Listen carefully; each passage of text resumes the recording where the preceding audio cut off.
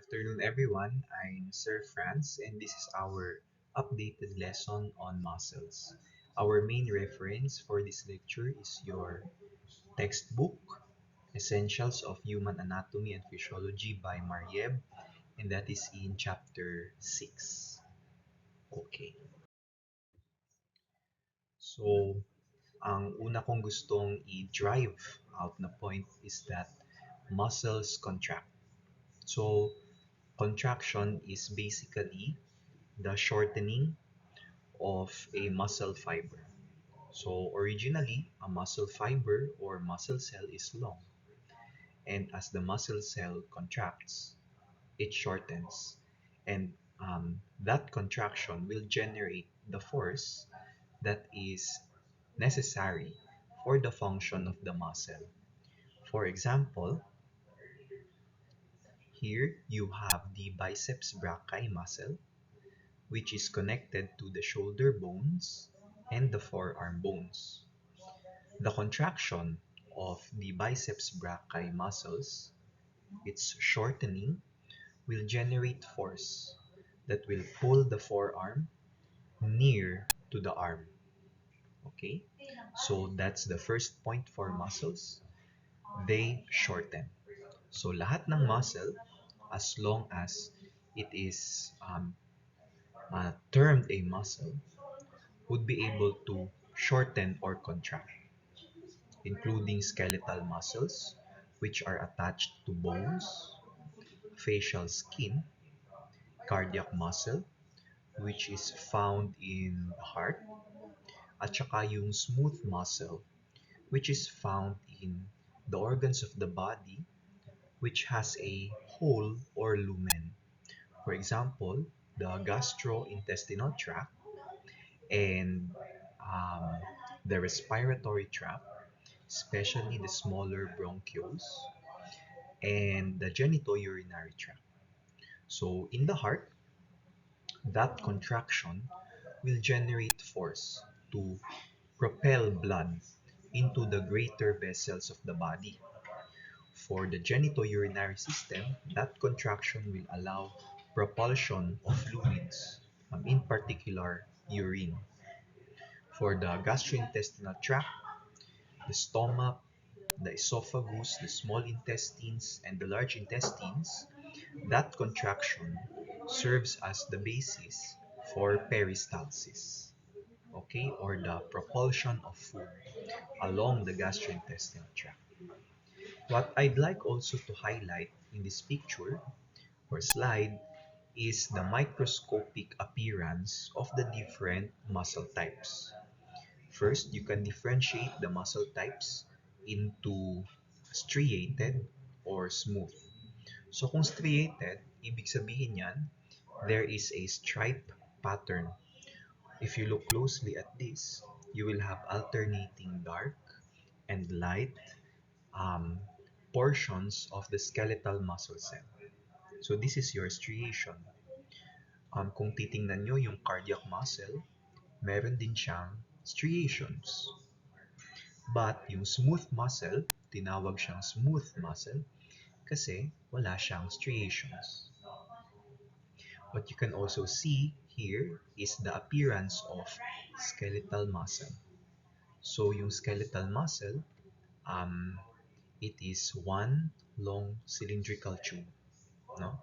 So this is an entire muscle cell. Okay? So this skeletal muscle cell is also called a skeletal muscle fiber.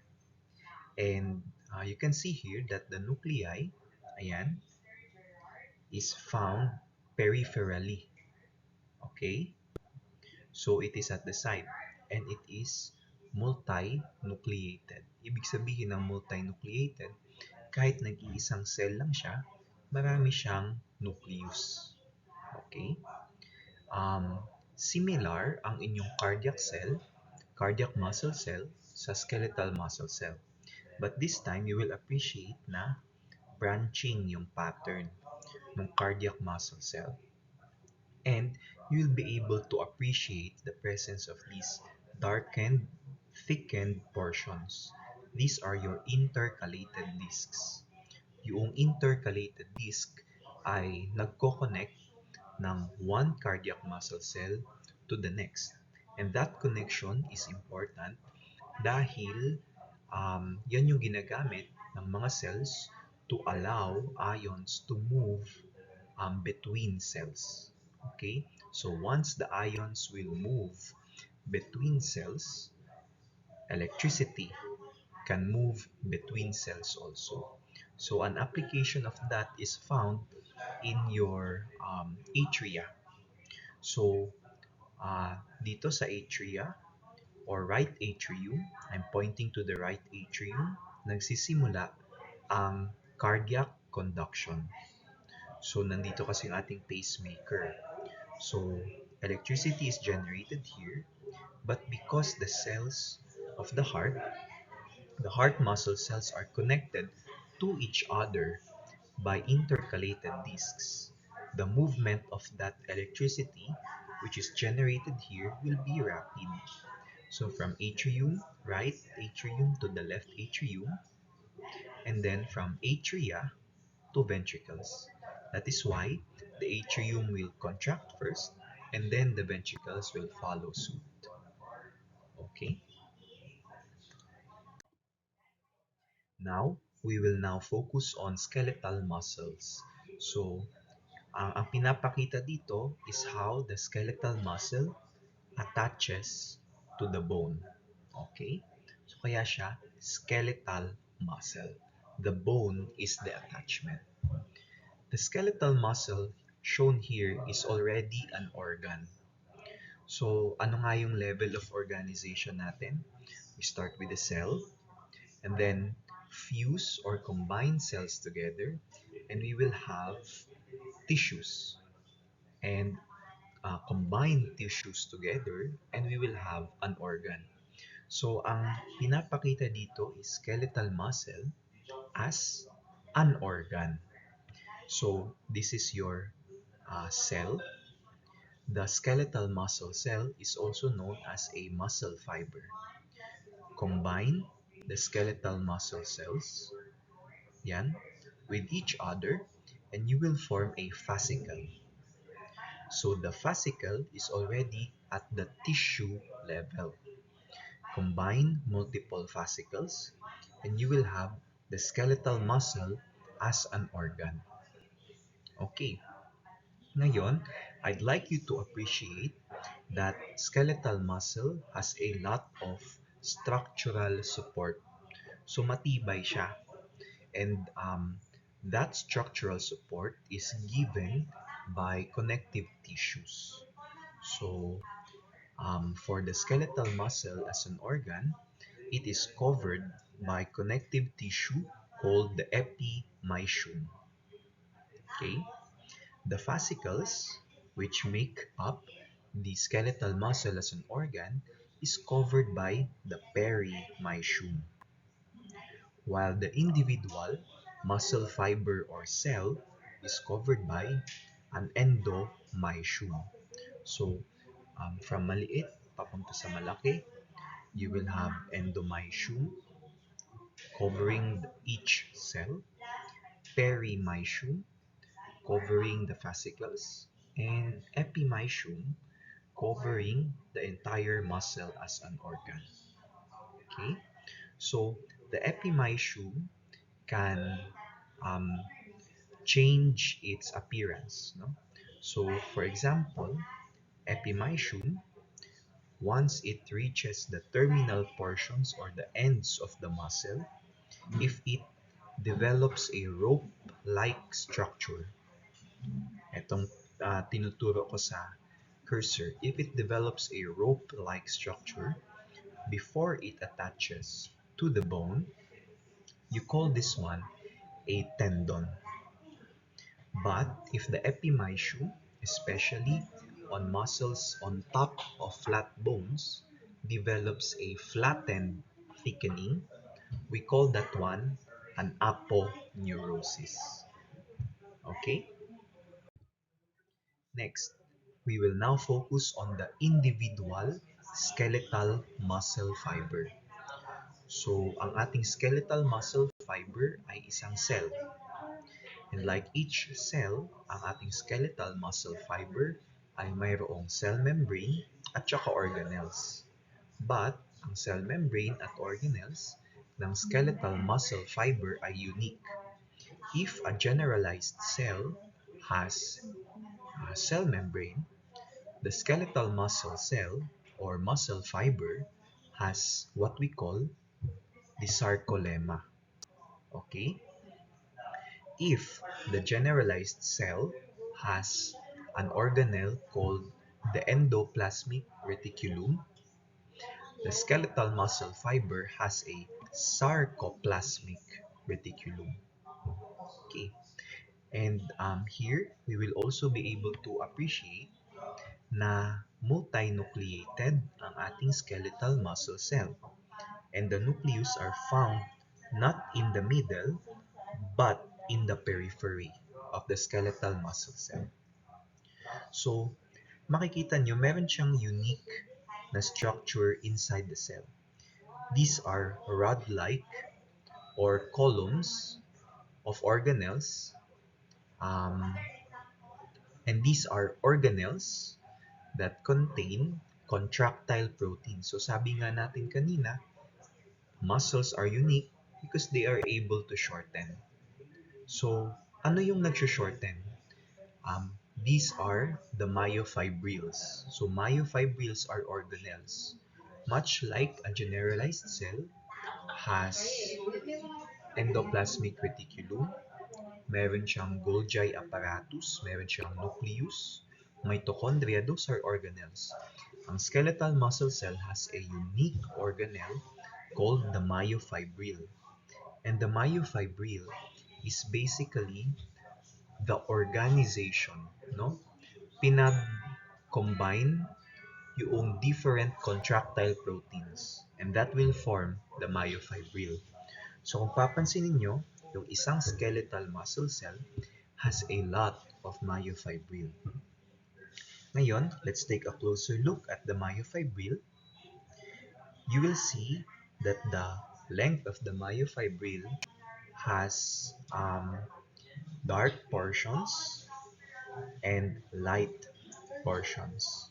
Okay, so the dark portions or the dark band is because this region of the myofibril contains the contractile proteins, actin, and myosin.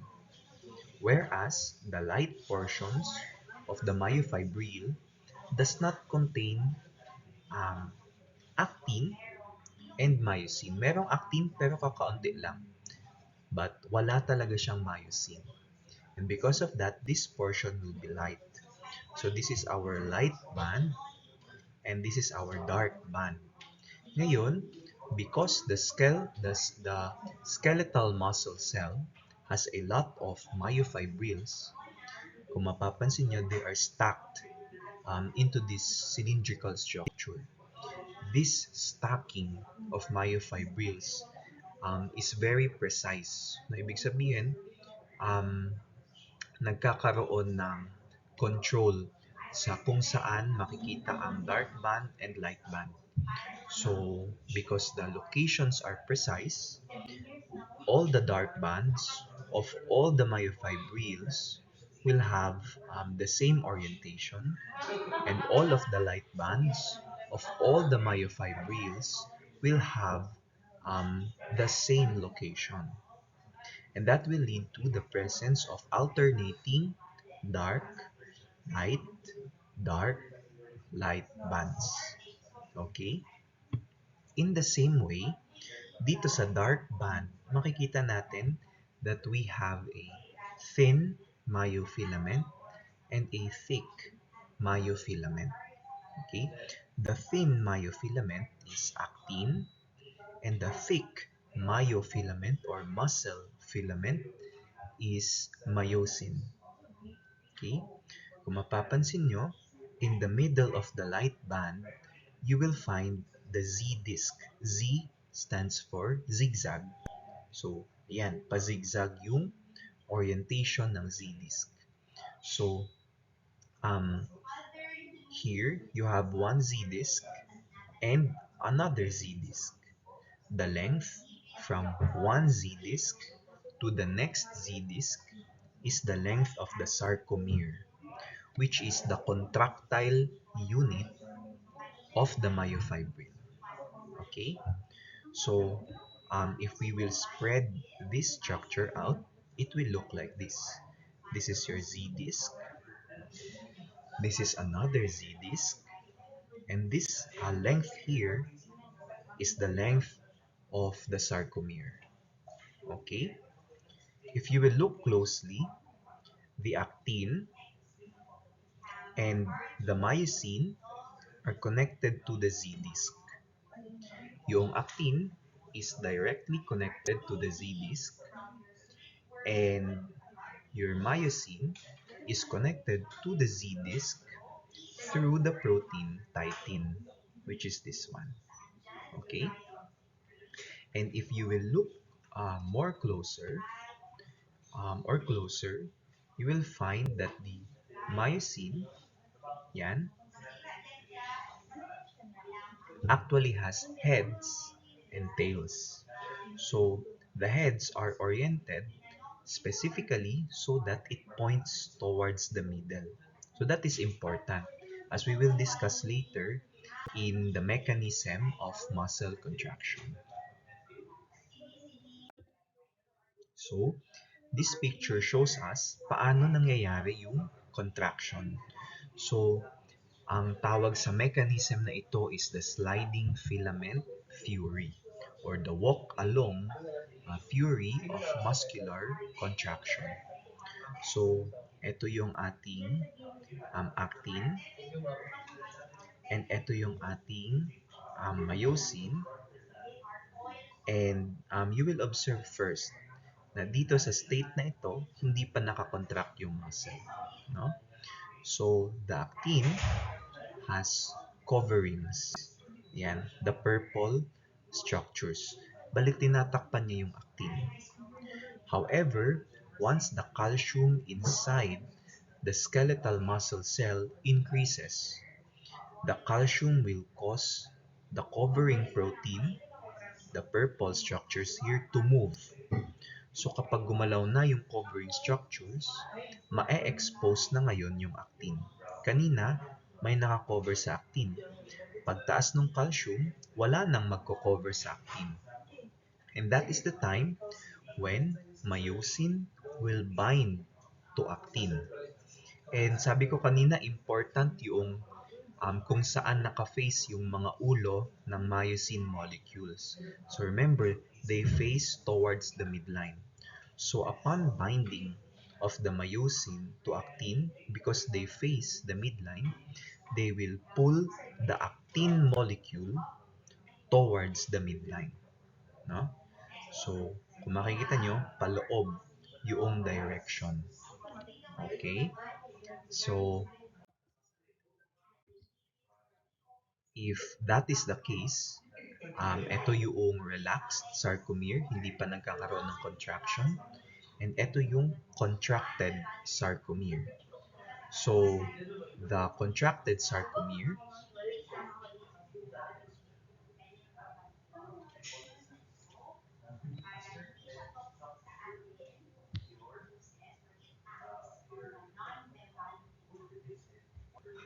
so you will find that the sarcomere from its original length decreased.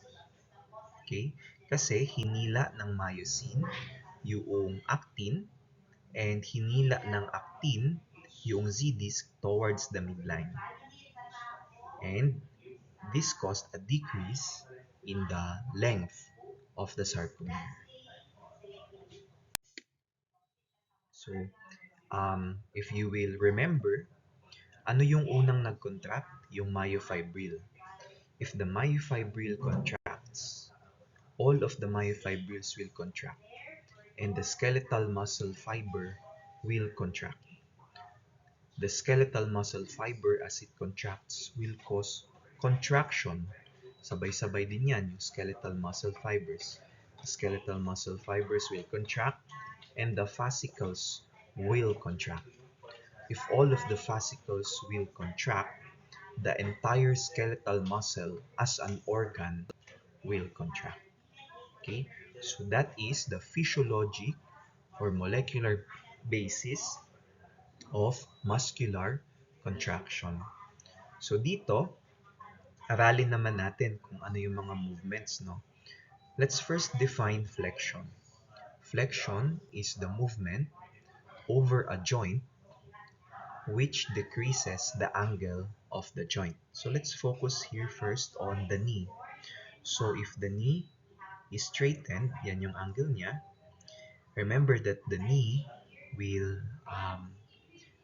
the knee joint allows the folding of the leg towards the thigh, no?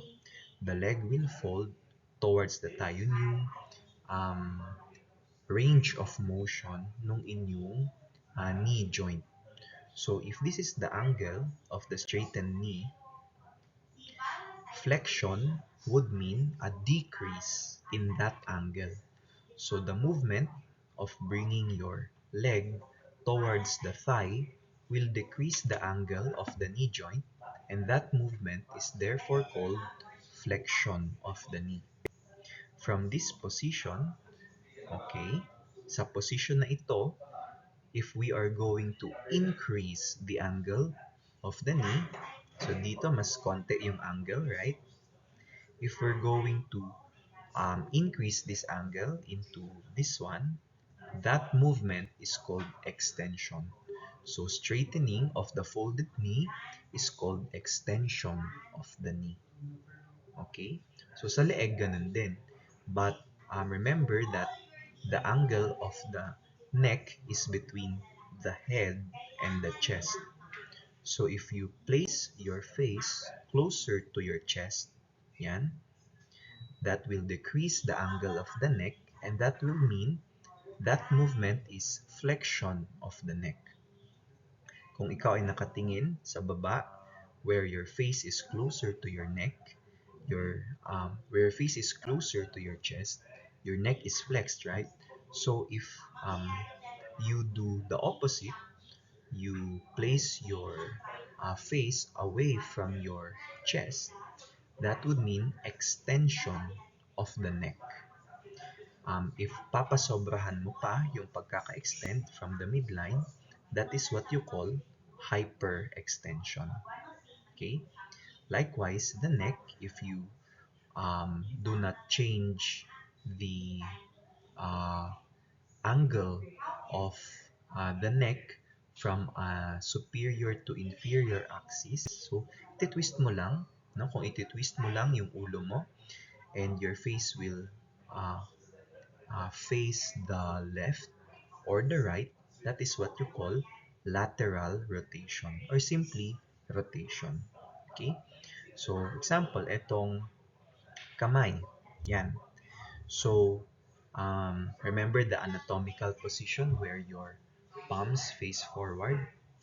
If etong kamay niya na naka-face posteriorly, no, the palms face posteriorly, if the patient opens the palm so that it faces you, magiging, okay, from here, gaganon mo, that's lateral rotation. And from this anatomical position, papunta sa gitna, that's what you call medial rotation. Next, if this is your arm, and this is the point of attachment of the arm to the torso, this is your shoulder. This is, for example, the anatomical position. If you place your hand, arm, and forearm away from the trunk, that is called abduction. If you place the arm, the forearm, and the hand towards the trunk, that is called adduction. Okay? The feet and soles are quite unique, no? Kasi the feet has a plantar aspect, yung sole, and a dorsal aspect. So we don't call movement of the feet along the sagittal plane as flexion or extension. Instead, we call it plantar flexion if we move the feet towards the sole. Yan. So, yung feet nyo, kapag paganon, pababa towards the sole, that is plantar flexion. And if you move your feet um, towards the dorsum of the feet, that movement of the feet, you call that dorsiflexion. But of course, what I'm showing you in the video is my hand. But imagine that happening in the feet. Feet facing down, inferiorly, plantar flexion, facing up, dorsiflexion. The feet, if you want to twist it along the coronal axis or frontal axis towards the middle, that's inversion, paloob, towards the outside, no? Or lateral, ibig sabihin palabas, that's eversion. Okay? And here you have the movements of the forearm on the elbow. So remember that the anatomical position is such that your arms are on the side and your palms face forward. So if your palms face forward, that's in supine position. And if your palms face posteriorly, that's the prone position. Okay? So the movement of changing your palms from prone to supine is called supination. Again, from prone to supine, that's supination. From supine, papunta sa prone, that's pronation.